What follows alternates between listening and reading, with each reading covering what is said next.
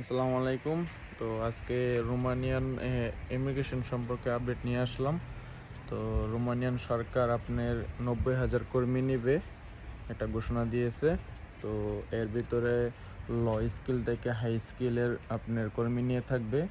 তো যারা যারা ইচ্ছুক আপনার রোমানিয়াতে আসতেন, তো তারা আপনি এখন অ্যাপ্লাই করতে পারবেন। আরেকটা বিষয় হচ্ছে আপনার রোমানিয়াতে আপনার রোমানিয়ান সরকার কিছু রোমানিয়ান মানে সরকারি অনুমোদিত এজেন্সি আছে, ওই এজেন্সির মাধ্যমে আপনারা আসতে পারবেন।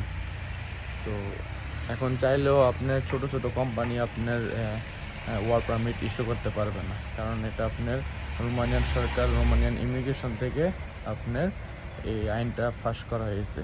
তো যে যেভাবে আসেন না কেন ভালো করে যাচাই করবেন, তারপর ফাইল জমা দিবেন।